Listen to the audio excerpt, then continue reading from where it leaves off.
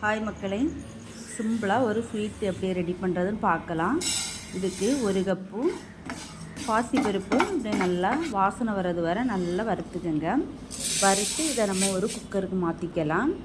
இது கூட நம்ம பாசிப்பருப்பு அளந்த கப்புக்கு 1 கப்பு பாலும் 1 கப்பு தண்ணியும் ஊற்றி ஒரு 3 விசிலுக்கு நல்லா அப்படியே வேக விட்டுக்கோங்க. வெந்தப்புறம் நம்ம அதை ஒரு மிக்ஸி ஜாருக்கு நல்லா நைஸாக அரைச்சி எடுத்துக்கலாம். இப்போது அதே குக்கருக்கு நம்ம அதை மாற்றிக்கலாம்.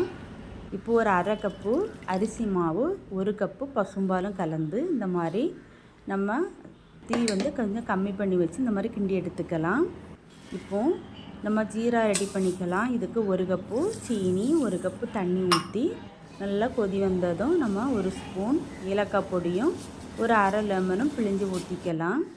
இப்போ இந்த நம்ம ரெடி பண்ண மாவு கொஞ்சம் ஆறி இருக்கும். இப்போ இந்த கையில் எடுத்து வச்சு இந்த மாதிரி தட்டி நம்ம எண்ணெயில் போட்டு பொரித்து எடுத்துக்க வேண்டியதான். இது கொஞ்சம் சூடாக பொரித்த உடனேயே நம்ம சூடான ஜீராயிலே போட்டுறணும். அப்போ தான் அந்த இனிப்பு சுவையெல்லாம் இதில் உறிஞ்சிக்கும். சாப்பிட்றதுக்கு ரொம்ப டேஸ்ட்டாக இருக்கும். பார்த்துக்குங்க, போட்டு ஒரு மணி நேரம் கழித்து நம்ம எடுத்து சாப்பிட்டா செம்ம டேஸ்ட்டாக இருக்கும். வாயில் போட்டாலே கரைஞ்சிரும். இந்த ஸ்வீட்டு சிம்பிளானது தான். உங்கள் வீட்லேயும் செய்து பாருங்கள்.